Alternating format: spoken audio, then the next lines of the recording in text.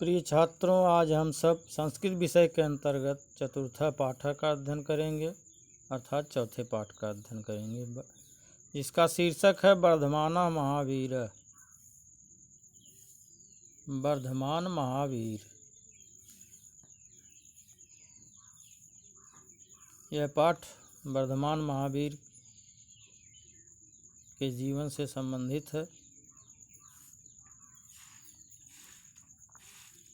भारतवर्षे प्रचलितेषु धर्म संप्रदायेषु जैन धर्मः महत्त्वं भजते। भारतवर्ष में प्रचलित धर्म संप्रदायों में जैन धर्म का अपना एक महत्व है। वर्धमाना महावीरा एतस्य जैन धर्मस्य अन्यतमः महापुरुषः आसीत्। वर्धमान महावीर इसी जैन धर्म के श्रेष्ठ महापुरुष थे। तस्य जन्म ईसा पूर्व 599 तमे वर्षे वैशाली नगरस्य कुंडग्रामे अभवत्। उनका जन्म ईसा पूर्व 599 ईस्वी में वैशाली नगर के कुंड ग्राम में हुआ। बाल्यकाले तस्य नाम वर्धमानः इति आसीत्। बचपन में उनका नाम वर्धमान था।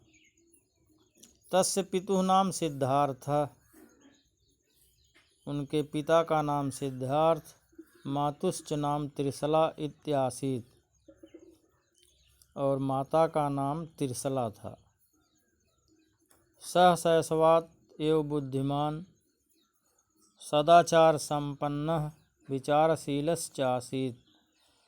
वह बचपन से ही बुद्धिमान, सदाचार से युक्त, विचारशील थे। तस्य विवाहः यशोदा नाम्न्या राजकुमार्या सह अभवत्। उनका विवाह यशोदा नामक राजकुमारी के साथ हुआ था। तस्य एका पुत्री प्रियदर्शिनी अजायत। उनकी एक पुत्री प्रियदर्शिनी हुई। वर्धमानः बालकालादेव विरक्त आसीत्। वर्धमान बाल्यकाल से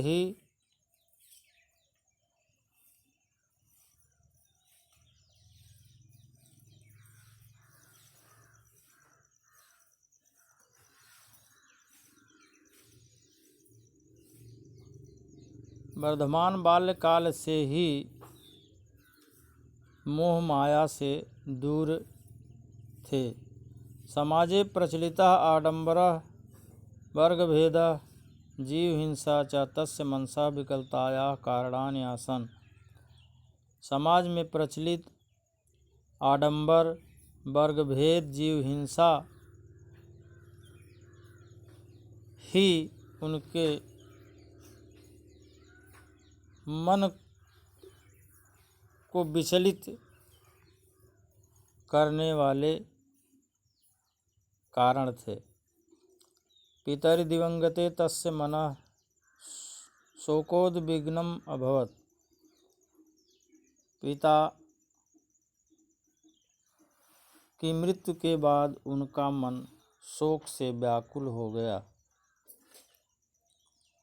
मोहं मायां च परित्यज्य सः संन्यासं गृहीतवान्। मोह माया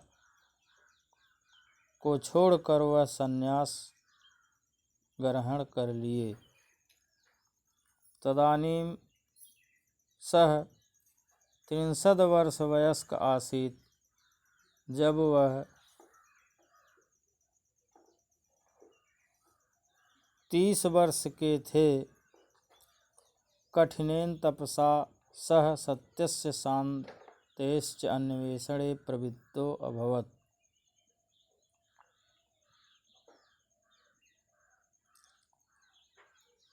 तभी वह सत्य और शांति की खोज में प्रवृत्त हो गए। 12 वर्षाणि यावत् तपः तप्त्वा सः ज्ञानं प्राप्नोत्।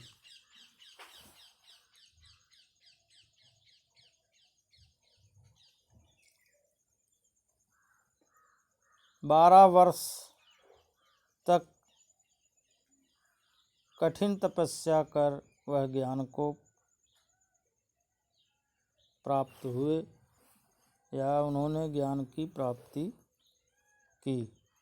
तपसा सह इंद्रियाणि संयम्य महावीरः जिनो वा अभवत्।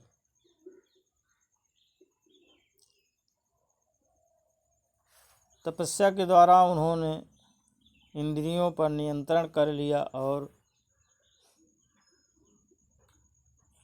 जिन कहलाए। जैन मतानुसारेण वर्धमान महावीरात् पूर्वं त्रयोविंशति तीर्थंकराः अभवन्। जैन धर्म के अनुसार वर्धमान महावीर से पूर्व 23 और तीर्थंकर हुए। महावीरा जैन धर्मस्य अंतिमः चतुर्विंशः तीर्थंकरः आसीत्। महावीर जैन धर्म के अंतिम और 24वें तीर्थंकर थे। ज्ञान प्राप्ते अनन्तरं महावीरः 63 वर्षाणि यावत् जैन धर्मस्य महता उत्साहेन प्रचारम् अकरोत्। ज्ञान प्राप्ति के बाद महावीर 30 वर्षों तक जैन धर्म का अत्यधिक उत्साहपूर्वक प्रचार किया। शनैः शनैः भारतस्य प्रायशः सर्वेषु राज्येषु जैन धर्मस्य सम्यक् प्रचारः सञ्जातः। धीरे धीरे भारत के प्राय सभी राज्यों में जैन धर्म का ठीक ठाक प्रचार हो गया।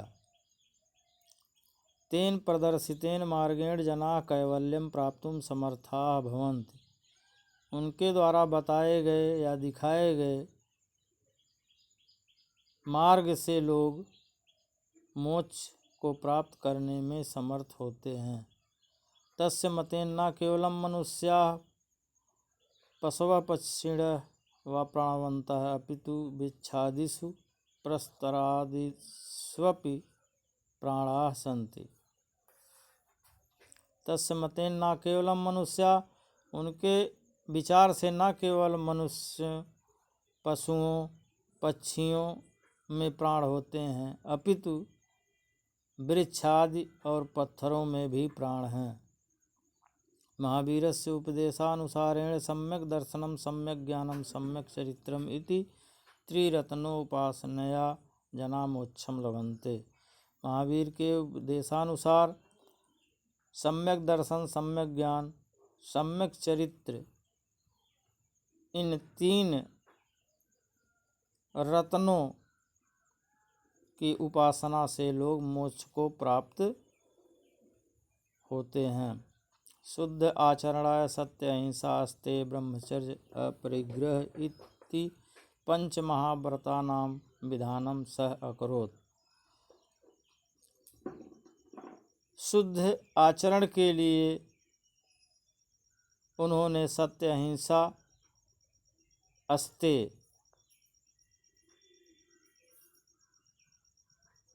सत्य अहिंसा अस्ते चोरी ना करना, ब्रह्मचर्य का पालन, अपरिग्रह अपने पास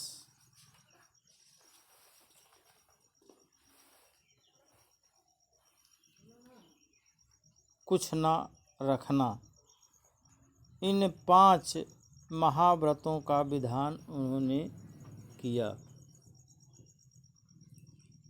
साधारण जनैः सह बिम्बिसार अजातशत्रु प्रभृतयो राजानः अपि तस्य उपदेशैः प्रभाविताः अभवन्। साधारण लोगों के साथ ही बिम्बिसार अजातशत्रु आदि राजाओं को भी उन्होंने अपने उपदेश से प्रभावित किया। तेनोपदिष्टस्य मार्गस्य सत्यस्य सत्यम अहिंसा च आधारभूते अस्तः। उनके उपदेश के मार्ग का आधार सत्य और अहिंसा है। 2 वयसि पाटलिपुत्र समीपे पावापुरी स्थाने महावीरः रुग्णो जाता निर्वाणम च प्राप्ता। 72 वर्ष की उम्र में पाटलिपुत्र के समीप पावापुरी नामक स्थान में महावीर बीमार हुए और निर्वाण को प्राप्त हुए, अर्थात उनकी मृत्यु हो गई।